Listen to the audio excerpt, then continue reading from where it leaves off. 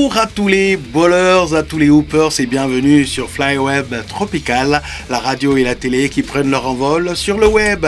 Vous êtes dans Afro Buzzer Time, l'émission qui met en valeur le basketball africain en Afrique et ailleurs. Au sommaire de ce numéro, on connaît désormais les adversaires de la Côte d'Ivoire et de l'Égypte pour la Coupe du Monde U17 féminine. Pour aborder la préparation de la Coupe du Monde senior féminine cette fois-ci, le Sénégal a décidé de rappeler au chevet de sa sélection le docteur Cheikh Sarr, un des tout meilleurs techniciens africains de la balle au panier.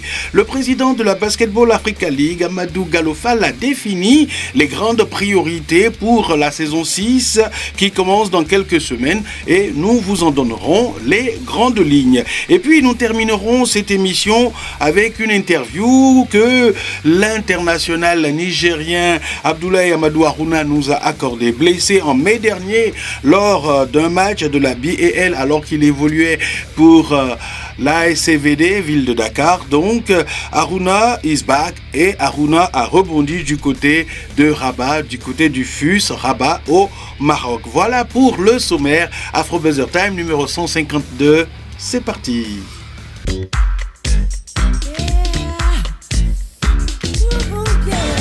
L'Égypte, championne d'Afrique U16 chez les filles, et la Côte d'Ivoire, vice-championne, connaissent désormais leurs adversaires pour la prochaine Coupe du Monde féminine de basket de la catégorie. Découvrons le tirage au sort qui a eu lieu la semaine dernière à Brno, en République tchèque, en fin de semaine dernière. La route vers le trophée de la Coupe du Monde féminine de basketball U17 édition 2026 qui aura lieu du 19 au 11 juillet en République tchèque est désormais connue. Après le tirage au sort des groupes, les 16 équipes en lice dont la Côte d'Ivoire et l'Égypte pour le continent africain ont été réparties en 4 groupes de 4 équipes chacun. Groupe A, Côte d'Ivoire, Australie, Lettonie, États-Unis. Autant dire que c'est un groupe très compliqué. Groupe B, Allemagne, Mexique, Chine, Espagne. Groupe C, Japon, République tchèque, Slovénie, Colombie. Groupe D, Égypte, Italie, Canada, Nouvelle-Zélande. Les Ivoiriennes héritent notamment d'un groupe A très relevé, dans lequel figurent les USA, tenants du titre, qui ont remporté 6 des 7 dernières éditions, mais aussi l'Australie, vainqueur en 2016.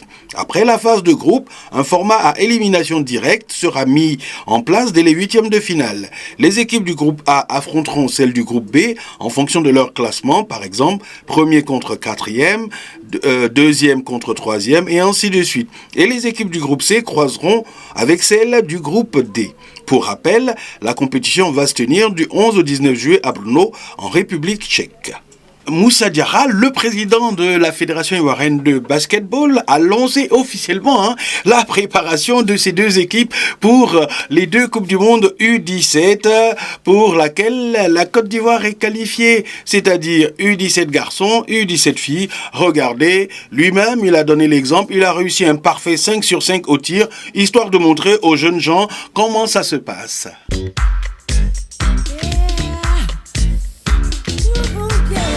Il est assurément un des tout meilleurs techniciens africains de basketball, ce qui lui a valu d'être recruté par la Fédération rwandaise de basketball, où il a travaillé durant plus de 6 ans. Désormais, Cheikh Sarr est de retour au Sénégal, son bercail, où il vient d'être nommé sélectionneur de l'équipe nationale féminine, avec pour mission de qualifier les Lions de la Teranga pour la prochaine Coupe du Monde féminine qui aura lieu l'année prochaine à Berlin en Allemagne. Cheikh Sarr ou le retour d'un bâtisseur, notre reportage. La Fédération sénégalaise de basketball a choisi de miser sur l'expérience en confiant les rênes de l'équipe nationale féminine à Cheikh Sarr.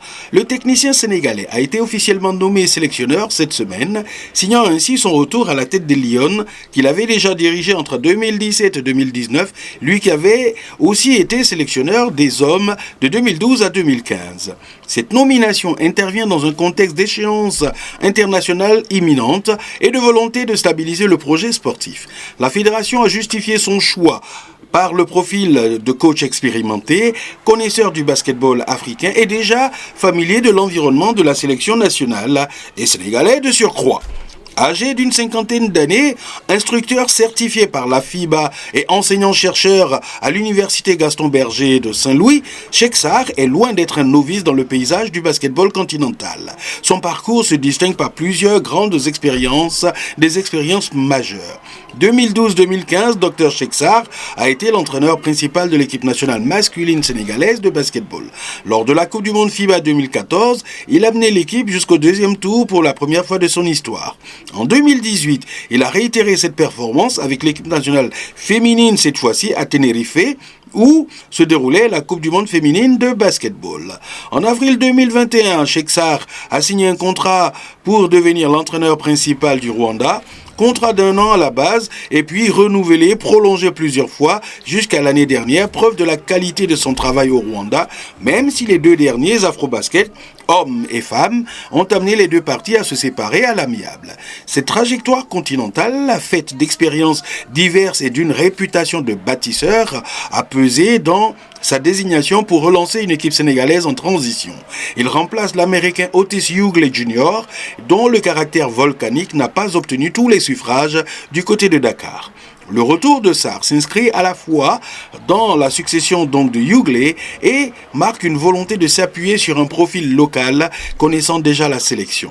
La fédération estime qu'il peut apporter une vision ambitieuse, une culture de travail rigoureuse et une capacité à renforcer la compétitivité du groupe sur les scènes africaines et mondiales. Ce choix symbolise aussi un retour aux sources. Sarr connaît les attentes du public sénégalais et l'identité de jeu des Lions qu'il avait déjà contribué à structurer lors de son précédent mandat.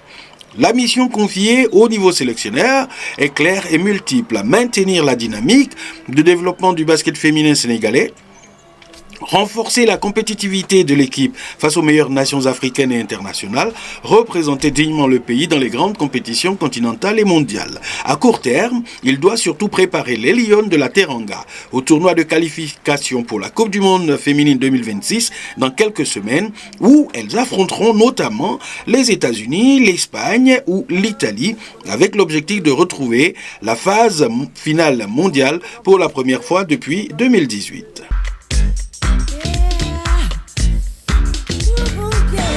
Dans une conférence de presse donnée en milieu de semaine dernière, Amadou Gallo Fall, le président de la Basketball Africa League, a donné les grandes orientations de la saison 6 qui commence dans quelques semaines à Pretoria en Afrique du Sud. En voici les grandes lignes.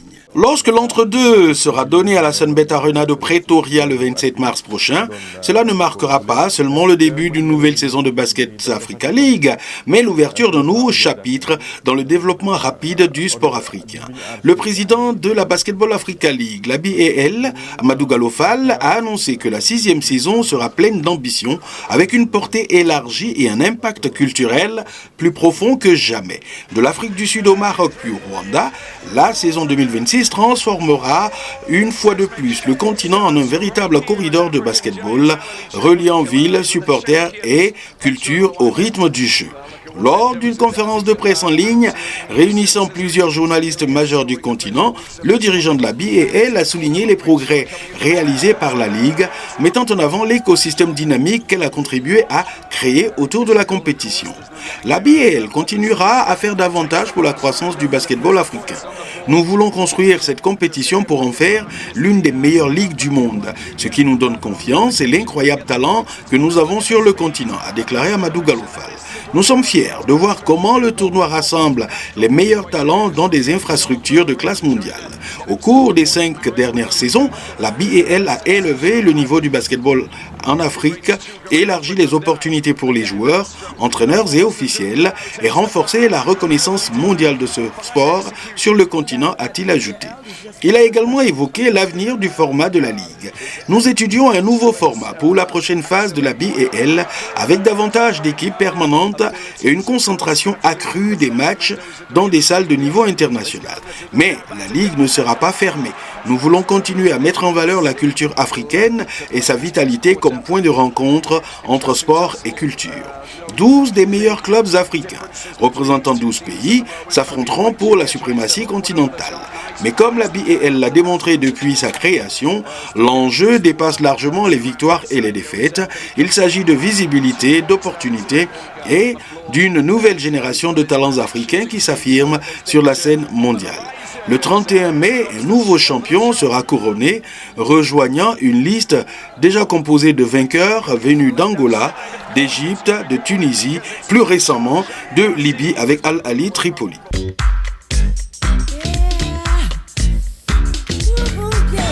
Nous l'avions laissé en mai dernier à Dakar avec une blessure sérieuse au niveau de l'axe du péroné qui entravait la mobilité d'une de ses chevilles. Avec détermination et courage, il s'est soigné. Il a entamé une grosse rééducation pour retrouver la plénitude de ses moyens. Et c'est un Harouna Amadou tout neuf qui vient d'être recruté par le FUS de Rabat au Maroc en vue à la fois du championnat local et de la prochaine saison de la BAL qui a accepté de répondre gentiment à nos questions. Interview. Bonjour Aruna, j'espère que ça va bien. On t'a quitté l'année passée, au mois de mai, en 2025, on t'a quitté avec une grosse blessure à la cheville lors du match contre le Petro, il me semble, c'était contre le Petro. Ouais, un peu prendre le pétrole, le match Petro, retour. dans le cadre de la Sahara Conference de la BAL. Alors, la Ouais. première question, naturellement, c'est, voilà, Aruna, aujourd'hui, comment est-ce que tu vas? Je vais très bien, Dieu merci, ça va maintenant. Ouais, Parce que j'avais pas tardé quand je me suis blessé ouais. au Sénégal, j'avais pas tardé. 2 jours après déjà, j'ai fait l'opération et tout s'est bien passé. Mhm. Et j'ai fait 45 jours avec le plaque. Et juste après, j'ai commencé ma rééducation. Donc, tout c'est avant le premier G, j'étais déjà dans la salle de gym, je travaillais sur ma mobilité et tout. Donc, en août déjà, j'étais prêt. D'accord. Donc, L'opération s'est déroulée au Sénégal ou ouais, au Sénégal. et J'ai la fait, convalescence au Sénégal, et au Niger, j'ai commencé aussi la rééducation au Sénégal et après, je suis rentré au Niger. et tu as continué là-bas. Ouais, je continue là-bas. D'accord.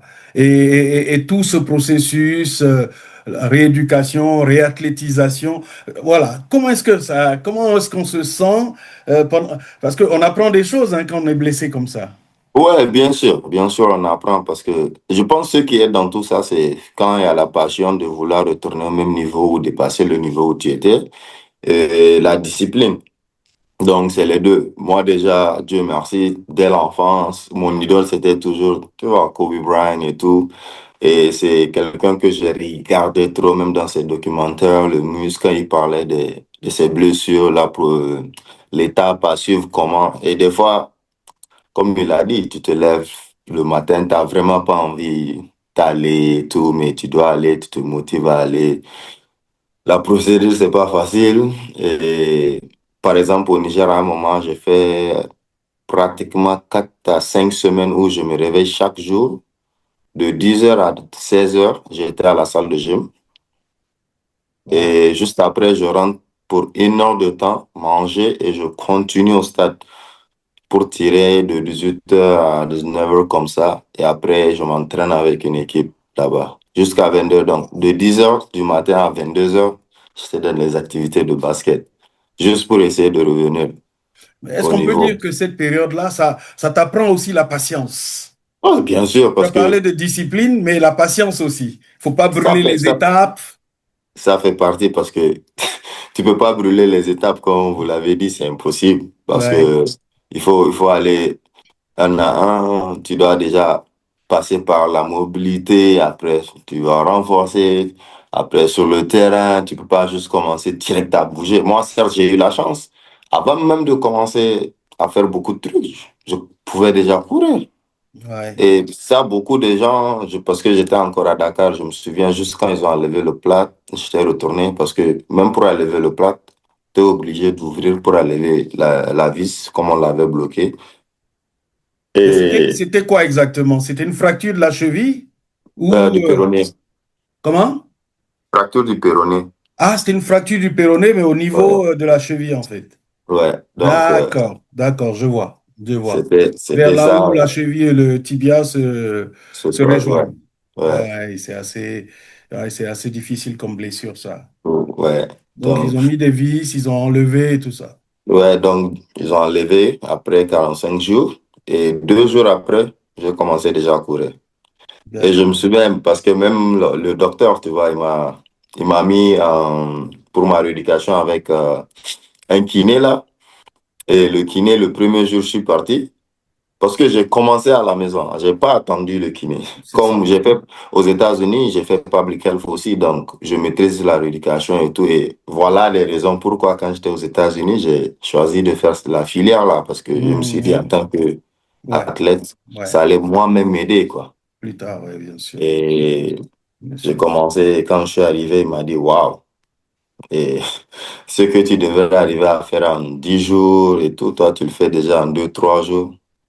Et c'était comme ça, même à la maison, je me poussais et c'était allé vite.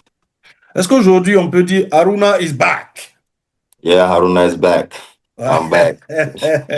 Alors maintenant, tu es un joueur du FUS, hein, Ouais. un joueur du FUS Rabat qui est qualifié pour la Basketball Africa League. Comment ça s'est passé après ASCVD, ville de Dakar? Donc, Mhm. tu es un joueur du FUS.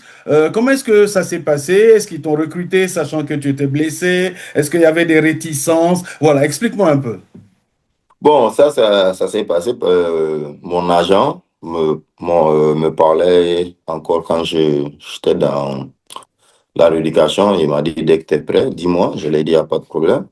Entre-temps, avant même de quitter aussi le Sénégal, par exemple, coach Tafa, qui m'a pas caché leur impression que eux ou lui, il aimerait encore me prendre pour l'année prochaine Mhm. parce que Tafa c'est que Gueye. je serais prévu. Donc Mhm. je l'ai dit, ok, bon, on était resté en contact, on échangeait et tout. Mais en août, je pense qu'on avait parlé, ils étaient à l'Afro-Basket s'est passé en août, non? Oui, oui, c'était au mois d'août. Oui, hein. Ouais, donc en août, j'étais à l'Afro, on a un peu échangé et tout. Et je leur ai dit, regarde, moi là, je suis prêt, il y a des clubs qui commencent à me parler. Et je pense que je vais bientôt choisir maintenant, c'est quoi votre programme, quoi. Mhm. Donc lui aussi, il a été clair, il a dit, bon, pour le moment, il ne savait pas vraiment ce qu'ils allaient faire et tout. Et que bon, lui ne va pas me demander de l'attendre parce qu'il sait Oui, que je oui, suis bien sûr. quelqu'un de loyal et tout. Elle a dit, donc, il n'y a pas de problème et tout. Moi, j'ai commencé, tu vois, à parler avec d'autres clubs. Et c'est comme ça. Le fils, ça fait déjà 2 ou 3 ans qu'ils sont, depuis que j'ai quitté le Salé. Parce que le coach, c'est Saïd Bouzidi, c'était lui qui était aussi mon coach à Voilà, Salé. Saïd, ouais, Saïd Et était à Salé. Ouais. donc, ça fait déjà des années. C'est juste quand on discutait après, on n'arrivait pas à finaliser et Mhm. se comprendre sur les termes du contrat. C'est ce qui a fait que je suis jamais venu d'abord au fils auparavant. Donc, D'accord. les Bah, réticences après blessure, mhm. bon, je suis sûr, ça manque pas, je suis sûr parce que mon agent, peut-être, il va pas tout me dire tous les détails et tout. Parce que des fois aussi, des fois, ça peut amener des tensions entre Ouais. le joueur ou le club, on sait jamais une fois que, Mais mais à propos de tension, justement, Rabat et Salé, c'est pas très loin. Quand tu revois tes anciens coéquipiers de l'AS Salé, voilà, c'est quoi les relations aujourd'hui? Comment est-ce le, que ça se passe? le truc, tous les joueurs avec qui je joue à Salé sont au fils actuellement, à part, je pense, un ou deux. Ah, d'accord. Bon. Et donc, vous vous connaissez tous. Ouais, je suis avec eux au fils, que ce Ah soit le ouais. head coach et il y en a quoi, 4 ou 5. Même Naja. Et bon, Naja, lui, il est parti. Lui, il est avec Wydad. Et il est Lui, il parti est au parti à Wydad. Dakar. Ouais, donc, D'accord, d'accord. Bon, c'est donc on ça. va dire que ça se passe bien. Ouais, ça se passe très bien. Ça se passe très bien. D'accord. Est-ce qu'aujourd'hui, quand tu t'entraînes, quand tu joues les matchs, est-ce qu'on peut dire que tu as retrouvé toutes tes sensations? Ouais, j'ai retrouvé toutes mes sensations, à part peut-être mon adresse à 3 points n'est pas comme je le veux d'abord. Oui. C'est juste ça, je peux dire. Oui, mais Et j'ai ça, c'est de la pas. mécanique, ça va Ouais, revenir. ça, c'est dans la mécanique. Et la mécanique, elle est là. C'est juste, tu vois, il y a toujours un petit slump qui Mhm. se passe entre, soit après blessure ou quand tu te blesses, tu reviens, tu peux revenir chaud. Et à un moment, il y a un petit slump et après, tu retrouves le. Moi, j'ai eu cette chance. Je l'ai Ouais. eu genre en 2 buts. Donc là, si je le casse, c'est fini. Et je peux dire, je l'ai déjà même cassé maintenant. Parce que là, je commence, ça fait déjà un mois plein que je peux dire. je sens très bien, je me sens Alors, vraiment très bien. pour ceux qui regardent l'émission, hein, un slump, c'est un petit moment où l'adresse elle est en baisse et puis après ça remonte. Voilà. Ouais, ouais, c'est mieux parce que c'est pas tout le monde Ouais. qui connaît. Et à propos de sensations aussi, euh, tu es le meilleur intercepteur de l'histoire de la BL. Voilà. Est-ce que ces sensations défensives-là, elles sont là aussi? On a joué hier, j'ai eu 4 interceptions, juste hier. Waouh! Pour ne pas. Depuis que je suis là, je pense que je tourne encore à 2,5 comme ça, un minimum. Ouais, Donc, ça, les mécanismes, genre, avant de quitter le Niger, comme je l'ai dit, mon corps était prêt à faire tous ces déplacements, cap, tout ça. C'était d'accord. juste maintenant revenir, trouver le rythme, jouer avec l'adversité et tout. Et ça, je l'ai fait depuis le mois de novembre. Et Mhm. ça va. Alors, bientôt la BL hein, arrive et puis ça sera à Rabat. Hein, Ouais. c'est Rabat qui va accueillir aussi une des conférences de la BL. Dans quel état d'esprit tu te trouves? Et puis, comment est-ce que le club aussi se prépare? Moi, je me trouve dans un état d'esprit très positif et l'envie de retourner à la BLL et aider mon équipe vraiment à jouer le titre, comme d'habitude.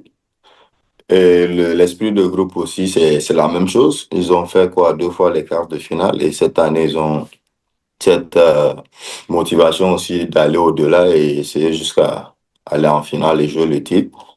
Donc, c'est comme ça. Maintenant, c'est le championnat d'abord. On est dedans, on vient de finir les phases aller. Là, on va continuer automatiquement avec les phases retour déjà. Donc, ça va déjà permettre au groupe de continuer à compétir. Donc, objectif, Et, les playoffs à Kigali et la finale. ouais, c'est comme ça d'abord. Moi, j'ai toujours dit, l'objectif d'abord, c'est gagner ces matchs importants en conférence pour se qualifier. Des fois, Mhm. les gens se mettent direct, ah, on va aller en playoff. Non, non, il y a des étapes Il d'abord. faut Il se faut pas les qualifier, ça brûler. c'est vrai. Il faut d'abord attendre, il faut gagner le premier match, jouer le deuxième, troisième, essayer de grimper et comme ça se qualifier en playoff. Et une fois en playoff, c'est là que tu peux, ok, parce que là-bas tout peut se passer. Ouais. Donc la BLL, c'est une compétition, si je peux le dire, un peu bizarre. Ceux qui participent pas ne savent pas, mais tu peux C'est pas. parfois très compliqué, c'est parfois très piégeux. Ouais. Comme je l'ai toujours dit, pour la plupart du temps, la meilleure effectif sur le papier ne gagne pas. Ne gagne Et pas. ça fait, depuis la saison 1, je pense que ça a toujours été comme ça, hein. La D'accord. meilleure équipe sur papier n'a pas gagné. Alors, Aruna, un dernier mot pour les fans de Aruna déjà, hein, pour tes fans, ceux qui t'admirent, ceux qui t'encouragent, qui te supportent, et puis globalement pour les fans du FUS Rabat. Voilà, un dernier mot. Ah, le dernier mot, c'est d'abord merci parce que dans, quand j'étais, tu vois, quand j'étais blessé, la rééducation et tout, les gens m'ont vraiment, vraiment soutenu et tout, m'ont envoyé des messages d'encouragement et tout. Et quand j'ai commencé à poster ma rééducation, c'était pareil jusqu'à quand je suis venu ici, mon premier match. Les gens étaient là, ils ont soutenu. J'ai dit merci à tout ce monde et que je veux tout faire aussi pour les rendre fiers encore de plus. Et les supporters de FUS, depuis que je suis là, m'ont bien accueilli. Et même avant que je sois, quand j'étais encore adversaire avec Saleh, c'est des fans qui m'ont toujours respecté, qui m'ont toujours donné cet amour. Même si, voilà, j'étais contre eux. Et là, depuis que je suis avec eux aussi, je sens que vraiment, je suis chez moi, je suis à la maison. On va essayer de travailler dur et de les rendre fiers. Merci beaucoup, Aruna. Merci. C'était un plaisir. Merci beaucoup aussi.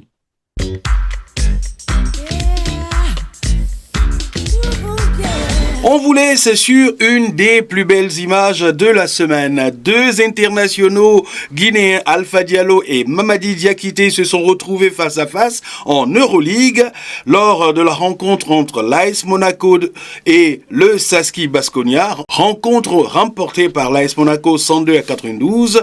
Donc, Alpha Diallo est sorti vainqueur de ce duel entre Guinéens et a contribué au succès de l'équipe de la Principauté, confirmant ainsi son importance dans l'équipe du Rocher. Mais au-delà du résultat, hein, c'est une image sympa qui témoigne de la vitalité du basket guinéen à l'international.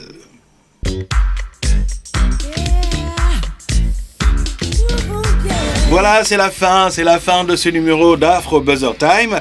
J'espère que vous avez pris du plaisir à le regarder, comme nous en tout cas, nous avons pris beaucoup de plaisir à le préparer. Comme d'habitude, cette émission a été réalisée par le Master Mix Francis Ponzola. Regardez-la, likez-la, commentez-la, allez vous abonner sur nos réseaux sociaux, partagez aussi cette émission. On a besoin que cette famille, cette communauté Afro Buzzer Time et puis globalement Flywave Tropical se développe. N'hésitez pas à partager, à repartager ce contenu. La semaine prochaine, attention, pas d'Afro Buzzer Time. On sera à Dakar pour les éliminatoires Zone Afrique pour la Coupe du Monde de basket masculine. On se retrouve début mars pour un prochain numéro d'Afro Buzzer Time. D'ici là, prenez soin de vous, prenez soin des vôtres. Vive le basketball africain. Bye bye.